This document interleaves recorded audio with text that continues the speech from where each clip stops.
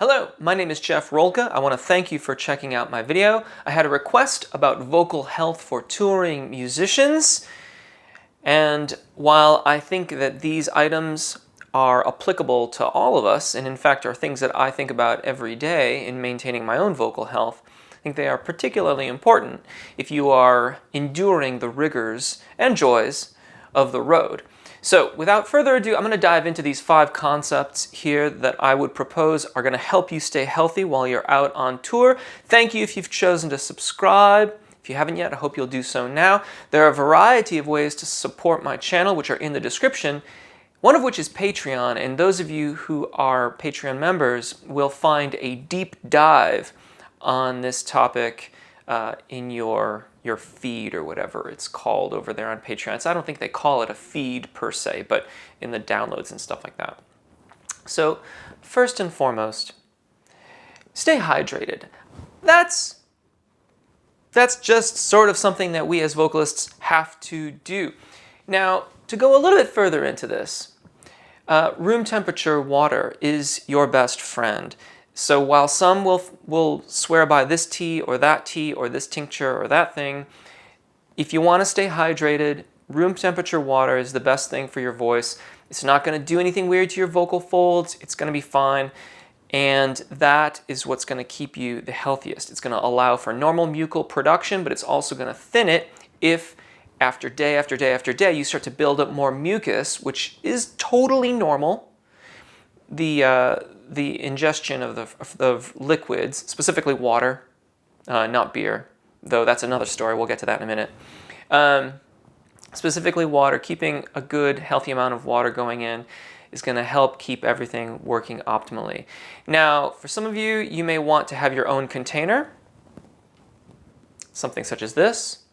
I have several of these that I keep around, so I always have a jug of water readily to hand should I need it. You can get these in like a double wall variety, so it would keep hot things hot and cold things cold. The benefit there is that you would only then have to use one. So like if you're getting coffee in the morning, hours before your gig, you can just have your coffee in the one jug, wash it out, rinse it out, clean it out, and then use it for water later on. It just saves on the amount of stuff that you have to lug around with you on tour.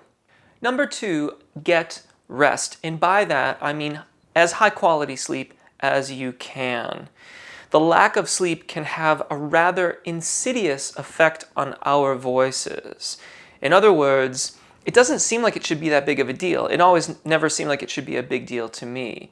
But I would notice that if I wasn't getting good sleep, and it went on and on and on, that my ability to be on my best, to bring my A game, to have good vocal production and stay healthy, just got harder and harder and harder to maintain. So get good sleep. This can be challenging on the road, especially if you're sleeping on a moving vehicle. You're going to have to assess your environment and figure out what works best for you. A little bit of experimentation may be necessary to get it right. Number 3, maintain your vocal practice. Many of the time was it on the road that I asked my traveling companion to put earplugs in so that I could vocalize while driving from one place to another, getting ready for the gig that night. Is that ideal? Absolutely not. But maintaining some semblance of a vocal practice while touring will go a long way to keep you healthy and to keep your voice in tip-top shape so that each night you're bringing your A game, which is of course what we want to be able to do. Number 5, shake hands, smile, nod, say thank you, and move on.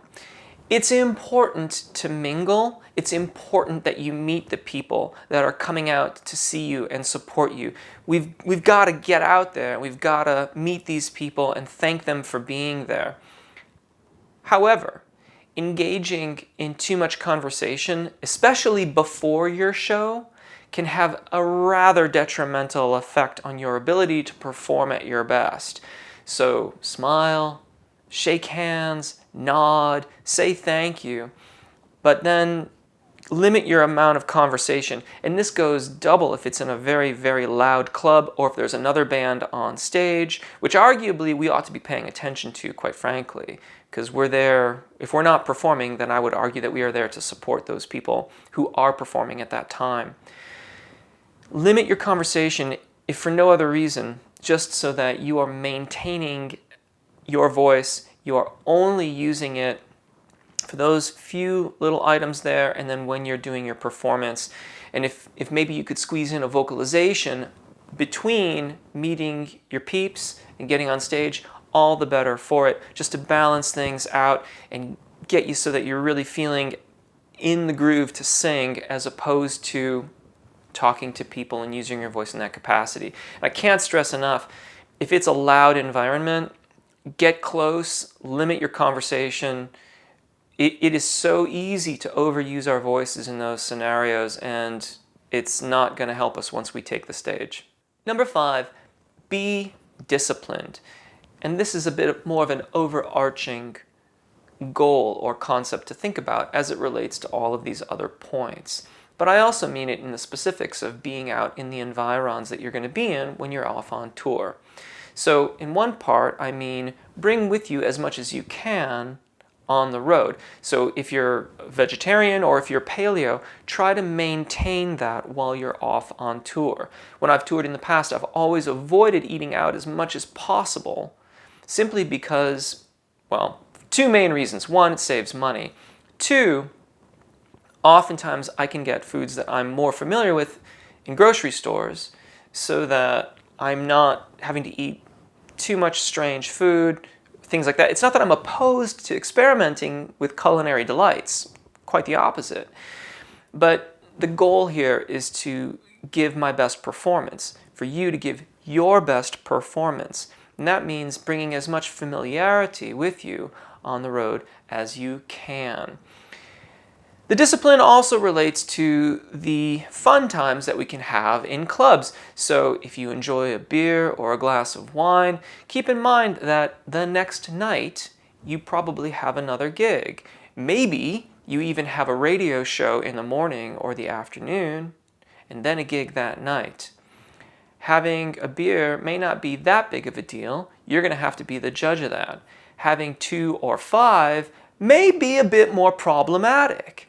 So be disciplined, know what your goal is, have your itinerary, use that as a reminder so that you know, tonight I'm done and it's not that late, but I got to be at the radio station tomorrow morning. And if I'm going to bring my A game to that venue, then I'm going to exercise a little bit of restraint here this evening so that I bring my best show that next day. It's not a lot to ask along the long-term aspects of being off on tour, and for many it may not be an issue at all, but it's something to think about. At least ask yourself the question so that you know what's coming up and you can be well prepared. Thank you. I really appreciate your time. I hope that you found these tips helpful. If you have any questions, please drop them in the comments. I'm sure some of you have things to add to this as well, and I would love to see them, so put those in the comments or find me on Twitter. My name is Jeff. Take really good care of your voices, enjoy singing, and hopefully we'll see you again. Bye.